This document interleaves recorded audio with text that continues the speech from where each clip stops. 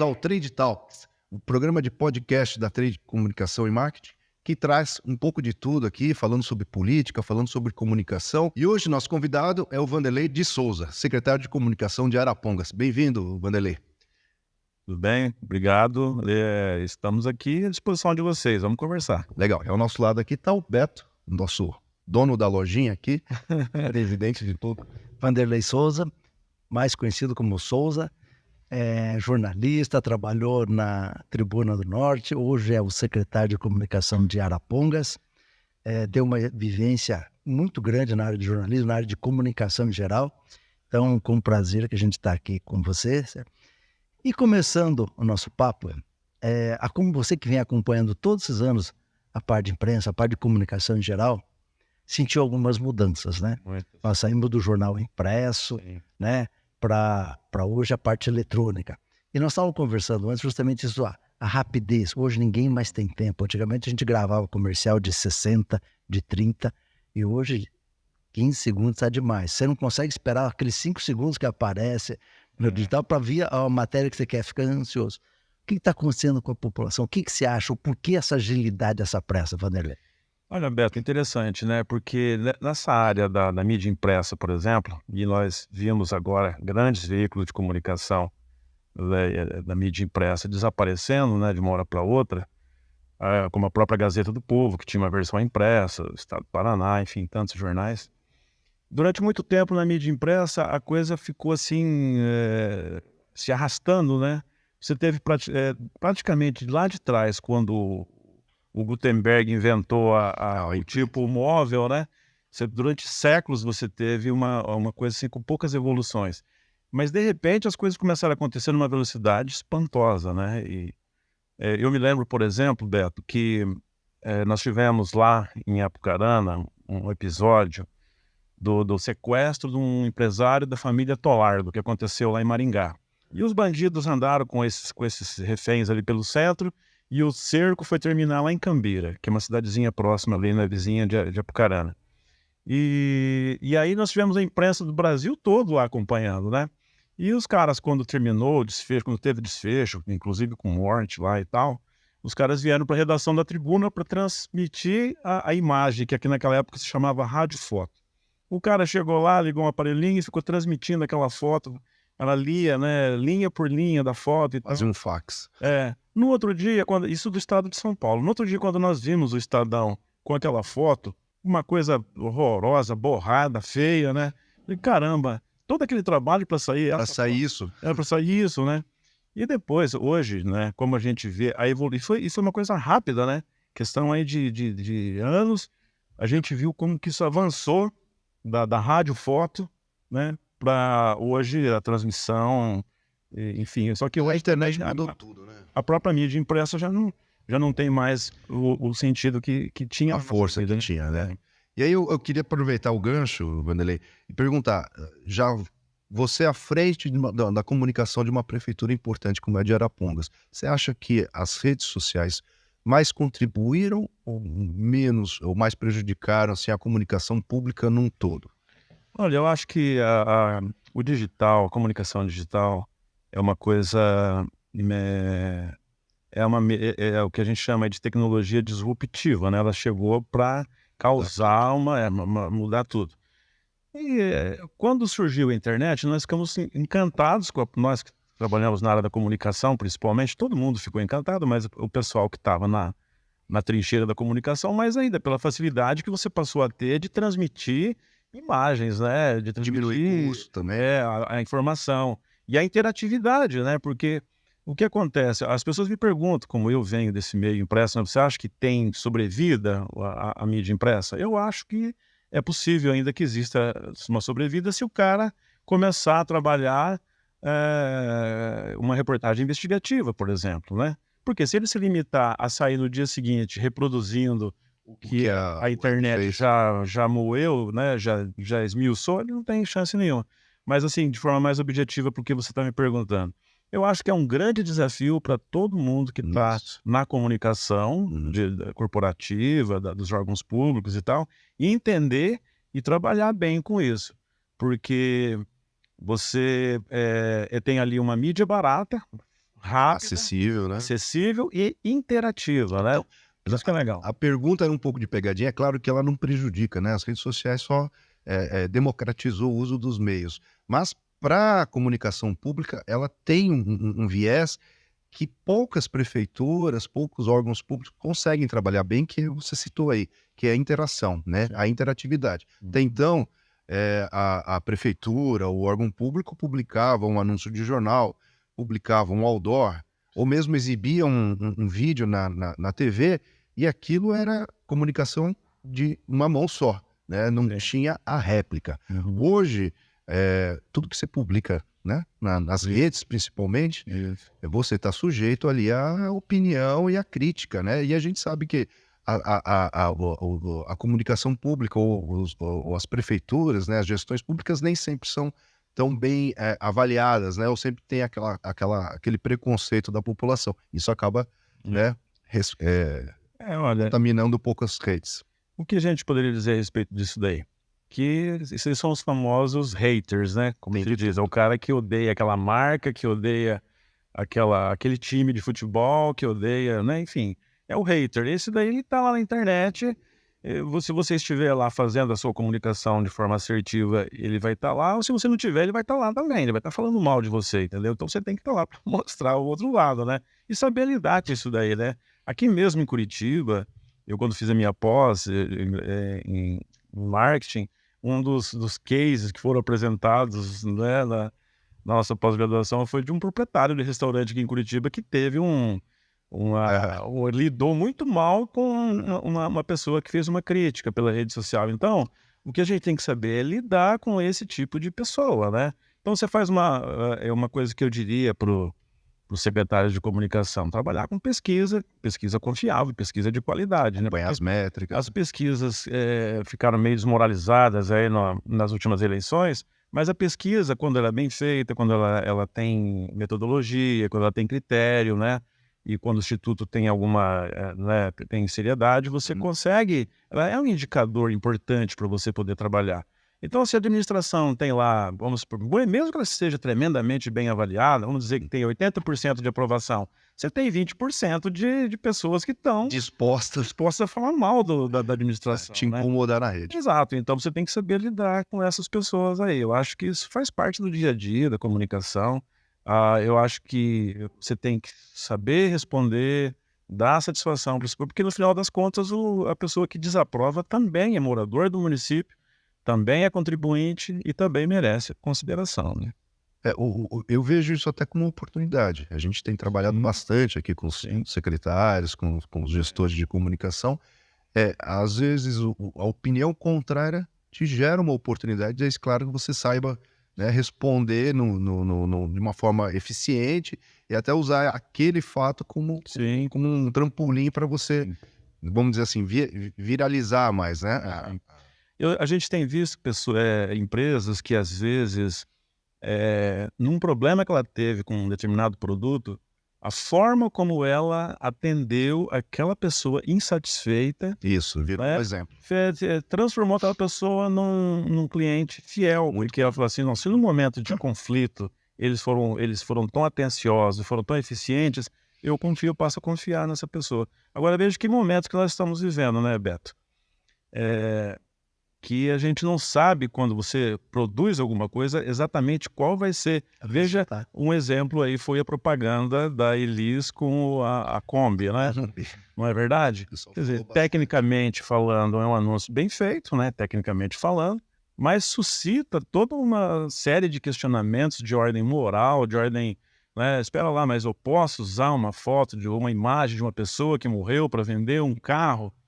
Aí ele autoriza? Será que ele autoriza? Será que é? Veja que nós estamos vivendo momentos novos com essa inteligência artificial, com as múltiplas possibilidades que isso está trazendo para a comunicação e para o marketing, né, para a propaganda, para se discutir fronteiras que a gente até há pouco tempo atrás não se importava, né? Não tinha. Eu acho o seguinte, no caso específico da Volkswagen, eu acho o seguinte, claro que foi autorizado, porque você usou a filha também, né? Sim. Mas se cria um mimimi também, que tem esse grupo que é de mimimi. Qualquer coisinha tem prós e contras, e o cara que fica achando pelo em ovo, assim, rebimboca da pra reclamar. Mas não sei, eu acho que a comunicação não pode se basear pelo Pelo lado negativo. lado negativo ou pela menor parcela da sociedade. Que é os que vão reclamar, ficar achando que qualquer coisa que você botar, alguém vai sempre reclamar. Então, toca, né? Você tem que passar. Até porque polemizar também é uma forma de você se aparecer. Claro. Isso foi pensado. Tem um com certeza. caso típico aqui da comunicação, a comissão pública, que foi o caso do Ministério da Saúde com o Braulio. Lembra do Braulio? Sim, lembro. A polêmica foi... Isso foi pré-rede social, Tá né? marcado. É pré-rede social. Se fosse hoje... Tinha criado uma polêmica maior ainda, talvez até internacional, e, e ficou, quer dizer, criou-se, né, que você fala em Braulio, todo mundo já lembra do caso do Ministério da Saúde, né? Sim. Foi o governo, acho que Fernando Henrique, acho que Faz tempo. então, e virou um case. Sem querer. Não sei se foi sem querer ou foi querendo, né? Vamos criar uma polêmica. Mas acho que naquela época foi sem querer.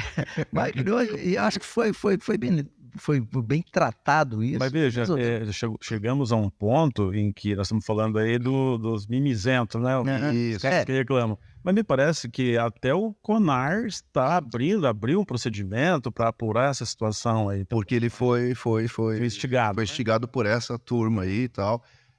Agora, de qualquer forma, é importante discutir então esse tipo de coisa, quer dizer, a inteligência artificial vai pegar uma imagem de um cara que morreu e vai colocar em situações das mais diversas possíveis, inclusive na propaganda, e aí você passa a ter, então, precedentes para se discutir, né? Olha, eu sou um artista famoso, quando eu morrer eu não quero que a minha imagem... Nunca andei de homem, não quero... Mas é mais o que eu digo, se... a família autorizar, quer dizer, se for uma coisa positiva, que não vai, você não vai pegar um cara que já morreu e fazer uma propaganda num cunho negativo. Eu acho isso aí não se pode, é passível de processo. Agora, autorizado eu não vejo. Por quê? Porque nós vamos ter vários outros programas. Olha, eu particularmente gostei, quero deixar claro isso. Eu também achei interessante. Eu entrei lá numa discussão do Estadão, lá nos leitores, lá e coloquei minha opinião, daí teve até lá. Mas eu gostei, achei bacana tecnicamente o anúncio, mãe e filha cantando. A gente já teve isso, né, lá atrás, outro cenário, por exemplo, do Nat King Cole com a filha cantando, quer dizer... Só que não era uma propaganda, né? Então é que vem a discussão. E aí, esse pessoal mais radical, eles vão a fundo, vão dizer que a Volkswagen patrocinava, apoiava a ditadura, que você tem... Que a Elis nunca apoiou. Elis e o próprio Belchior, que é o autor da canção, né? Enfim, abre espaço para... É que nada disso foi feito sem autorização. Sim.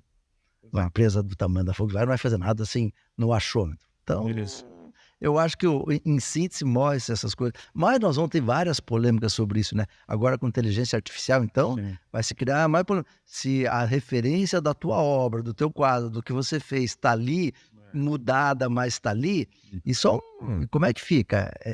Os direitos autorais? Se baseou na tua obra e você não recebe nada e fica... Quer dizer, então vamos ter muita polêmica. A tecnologia vai abrir novos caminhos que ainda não sabemos para onde vai e quais são as encrencas que vamos ter adiante, né? E aí volta a falar, tudo depende de como você lida com aquele problema novo. Tem um caso aqui de uma prefeitura que eu não vou citar o nome, mas ficou conhecido também nacionalmente. A prefeitura fez uma obra de asfalto, na verdade era um antipó que a gente chama aqui em Curitiba, mas não era, que é da prefeitura de Curitiba. E o fotógrafo lá da comunicação, ele fotografou antes e não fotografou depois. E aí eu não lembro bem o caso, mas o fato é assim, que quando foram publicar a foto, não estava, mas a prefeitura fez ali a obra de recapar. E aí apagaram no Photoshop. Tentaram, tinha um balde ali. Não foi.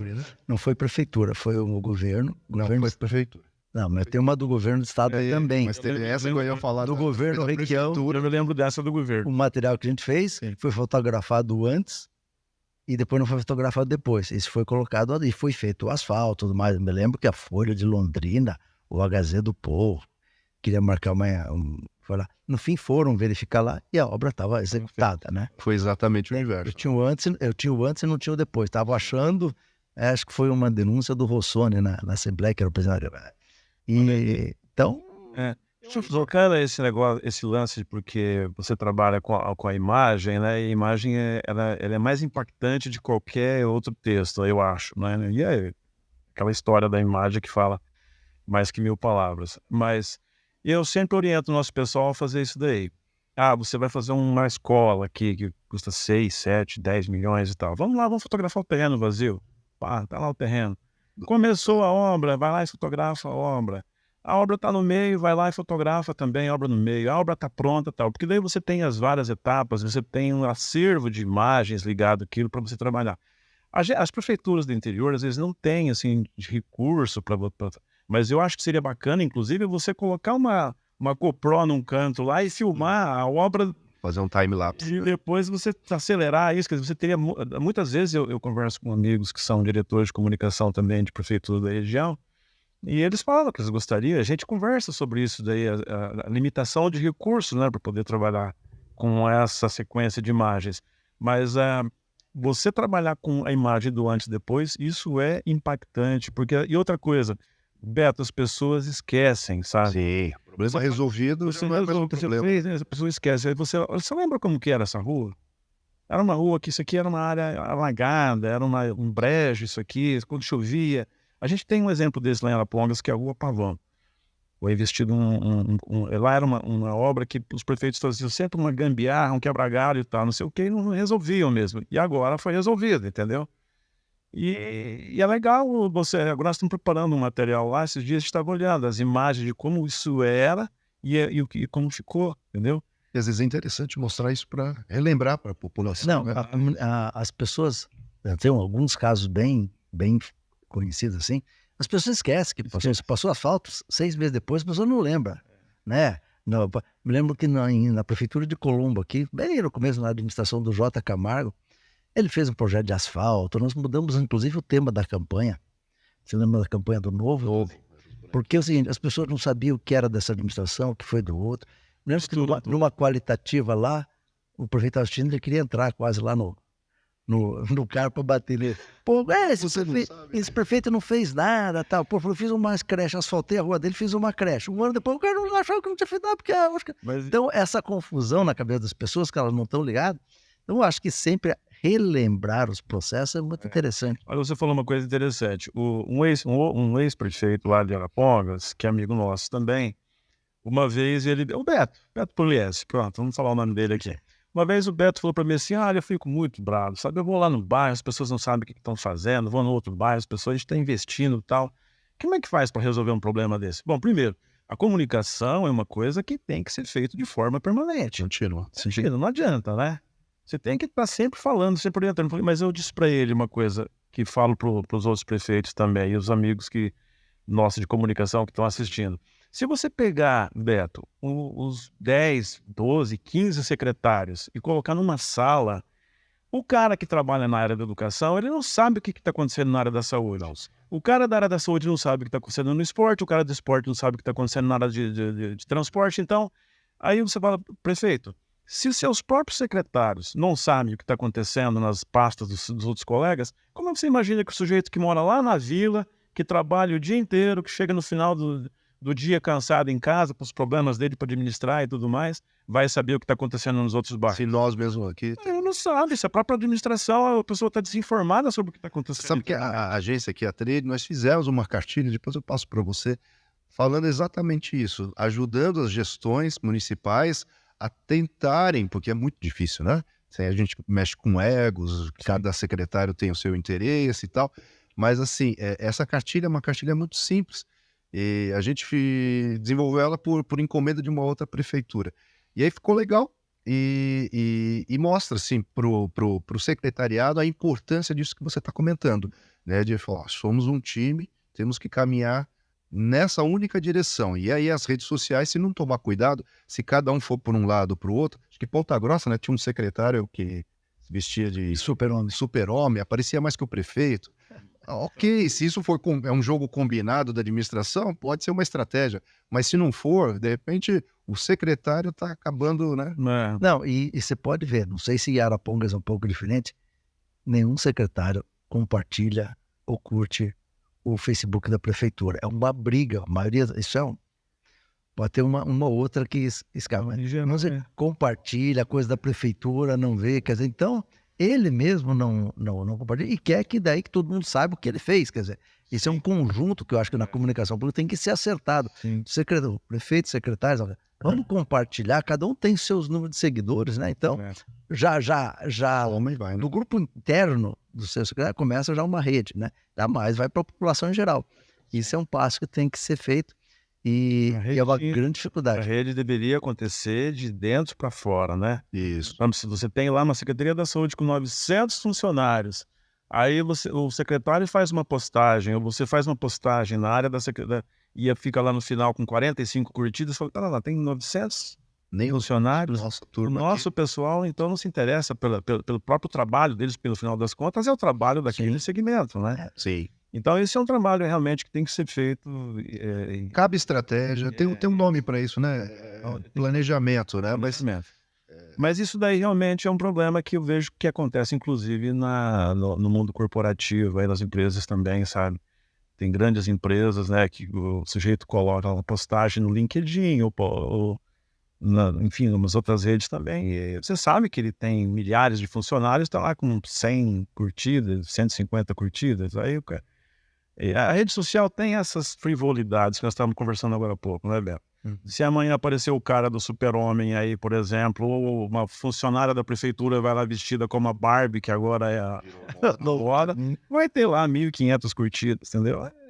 São peculiaridades que são próprias dessa área, sabe? E eu acho que o macete é usar isso a favor, como a gente falou. Agora, eu acho que o grande desafio que nós estamos na área da comunicação, e eu vivi os dois lados, né? O cara que estava lá na redação e o cara que está hoje lá produzindo notícia, a famosa notícia chapa branca, como a gente classifica, né, na redação. Então, o grande desafio nosso é transformar a notícia numa coisa interessante para a população, entendeu? Uma coisa que tenha apelo jornalístico. E eu acho que as redes sociais aí são um prato cheio para exatamente atender esse objetivo. Porque você consegue usar ali diversos formatos de vídeos, de stories, de reels, de post estático que seja, carrossel, GIF, transformar até usar a linguagem popular dos memes para algum tipo de assunto que você queira chamar a atenção daquela parcela da população. Então, com planejamento, com um pouquinho de jeito, isso, o pessoal mais novo, às vezes, é de uma utilidade muito legal, assim, dentro da própria gestão, porque eles estão habituados ali, né, com última modinha da internet, último não sei o que, a gente acaba entendendo um pouco de tudo, mas aproveitar esses ganchos sempre é bacana. A rede social tem uma linguagem própria, né? A gente não adianta imaginar que você vai colocar um textão lá, um texto de 10, 15 linhas. E tem muita gente que faz isso, hein? Ou um vídeo de, né? Sei lá, de mais de 1 minuto, 1 minuto e meio, já ninguém... Não adianta, as pessoas não vão assistir isso daí. E uma coisa que irrita muitas vezes a gente é que você publica uma informação, o título tem lá é limitado em termos de informação, né? A informação está no texto lá de 5 linhas, sei lá o quê. E daí a pessoa fica nos comentários perguntando as coisas ali embaixo. Mas que dia que vai ser? Mas qual é a faixa de idade? Não sei o quê. A informação tá lá, mas Vê, mas não lê. não é. Lê, mas não percebe. É aquele movimento. O cara tá na fila do banco, na lotérica, não sei aonde e tal. Ele tá passando ali no celular e vê só o título, né? E não se aprofunda em nada. Por isso a importância de entender, né, a técnica da comunicação específica nas redes, porque as pessoas... Exatamente. É a imagem, é aquelas 3, 4 segundinhos iniciais que o cara vai prestar atenção. É isso aí, o cara tá no ônibus, o cara tá vendo qualquer coisa, tá assistindo O televisão. textalhão morreu, né, na comunicação. Né? Agora, a gente tem que fazer uma leitura crítica disso daí também, né? Isso está formando um monte de pessoas que sabem um monte de coisas, assim, mais com a profundidade de um pires, né? Sim. Não consegue aprofundar, porque não... né? E aí o sucesso das fake news, né? E perde o hábito da leitura, não está acostumado a ler, né? Não tem tempo para ler, né? Exatamente, isso é grave. Mas eu quero tocar num ponto aqui, que na verdade o Beto quer tocar num ponto aqui, que ele tá se coçando, então eu vou passar pro Beto aqui. Vamos apimentar um pouquinho a conversa. Vamos. Sucessão de Arapongas. Sérgio Onofre, segundo mandato, não vai para reeleição. Fez uma bela administração. Quem vem pelo governo e quem vem contra o governo? Como está esse jogo lá? Então, se o Sérgio fosse candidato, se a lei permitisse, o Sérgio fosse para um terceiro mandato, Seria seria uma reeleição tranquila, pelo que a gente vê nas sondagens e tal. Como a lei não permite isso, ele tem que passar o bastão, né? No grupo hoje nós temos alguns nomes que estão postos aí. O Jair Milani, que é o nosso vice-prefeito e secretário de obras, é um nome que está, né, em evidência, porque o Jair tem uma caminhada longa na política. Ele se elegeu vereador em 1983 e depois teve vários mandatos como vereador, como vice-prefeito e tal. E é um nome que está posto. O outro nome é o do Rafael Cita, que é o procurador jurídico do município. É um menino que vem fazendo um bom trabalho. Falo menino porque ele é novo, né? Ele vem fazendo um bom trabalho como procurador jurídico, é uma pessoa dedicada e bastante envolvida com o trabalho dele. E é um nome que está se fortalecendo também na disputa. Ele é sobrinho do Sérgio. E ele ele tem um bom trânsito no meio empresarial, no meio jovem, no meio jurídico, obviamente, né? E foi surgindo assim, foi sendo colocado e foi crescendo, e hoje ele aparece bem também. Então, o grupo tem outros nomes que estão postos ali, que podem ter densidade eleitoral, mas basicamente os nomes que despontam assim, com mais força, com mais possibilidade, são esses dois aí hoje. Acho que vai haver uma composição, eu pessoalmente, né, uma opinião minha, deve haver uma composição. Nesse sentido, o Jair eu acho que tecnicamente ele não poderia ser candidato a vice, porque ele foi vice nos dois, e acho que nem quer também ser candidato a vice. Ou ele sai a prefeito, ou ele apoia o Cita também, a minha opinião. É bom. E do outro lado? Oposição? Na oposição, alguns nomes que estão aparecendo ali são do Guto Graçano, né, que é de uma família com bastante tradição na política. A família Graçano teve com o Dr. Colombino Graçano 2 vezes. Ele foi 2 vezes prefeito, ele foi deputado estadual, esteve acho que no Tribunal de Contas também. E o Toninho Graçano, irmão os dois já são falecidos, né? Antônio Graçano Júnior, ele foi 2 vezes prefeito de Arapongas também. Então, a família tem uma tradição. E o Guto Graçano foi vice do José Bisca, que também é um nome que está hoje colocado ali como possível candidato, entendeu? Então, tem o Guto Graçano, tem o Bisca, o Valdir Pugliese, que foi 3 vezes prefeito de Arapongas, foi deputado estadual várias vezes, deputado federal constituinte, foi secretário dos transportes, né? Patrimônio lá de Arapongas. Ele tem uma trajetória política bonita, né?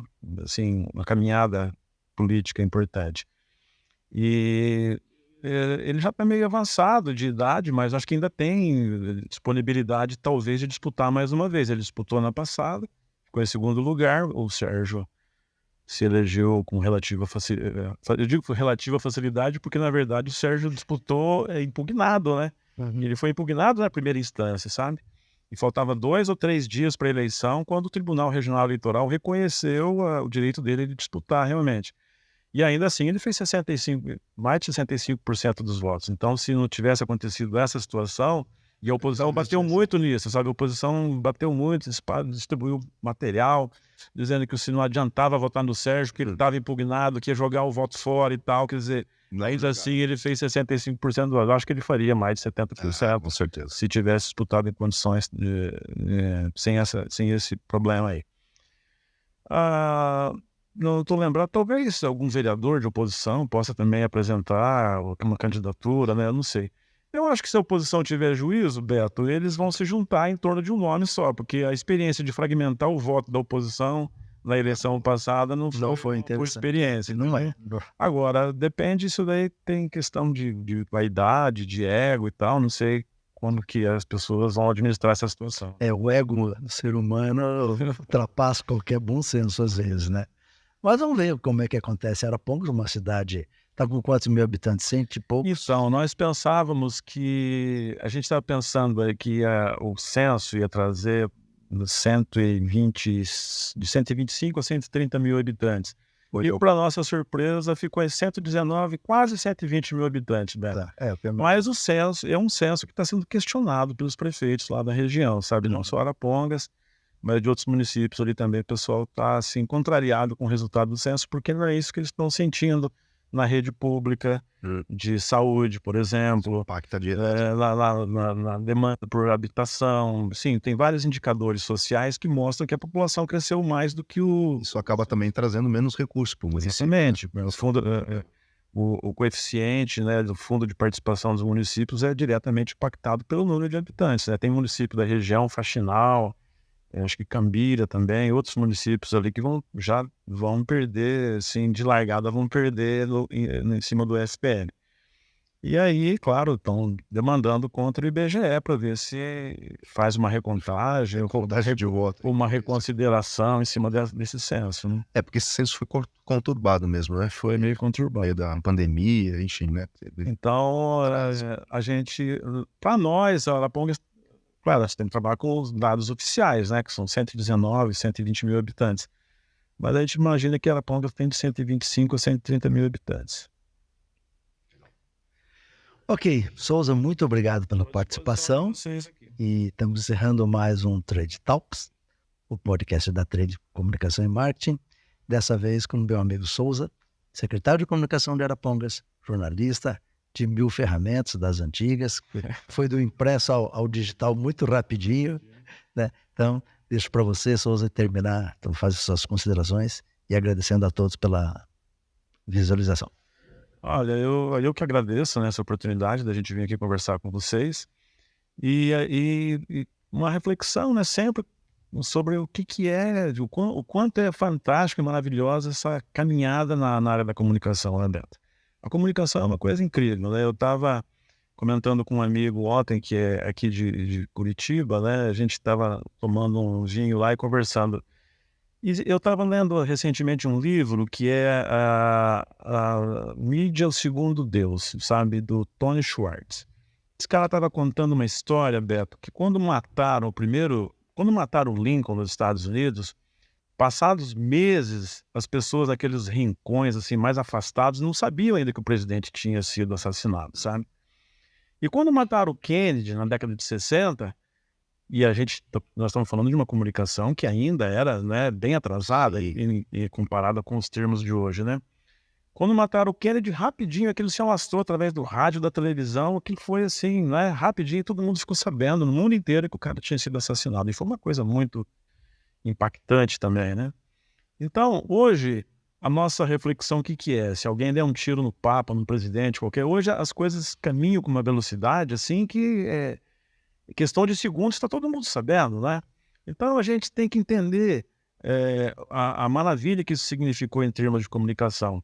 Eu acho que aqueles reis mais famosos, né, que no passado, eles nunca imaginavam no auge, né, naquele esplendor que eles viveram, eles não tinham acesso a 1% das facilidades que nós temos hoje em termos de comunicação, de crescimento, de aprendizado, de conteúdo que está aí nas redes, que a gente pode selecionar, fazer curso gratuito em praticamente todos os segmentos, né? A gente pode fazer, aprender. Nunca o conhecimento foi tão democratizado, tão facilmente compartilhado como agora, né? A comunicação sempre foi uma coisa incrível, fantástica e hoje muito mais, graças a esses avanços todos da tecnologia e da modernidade. Legal.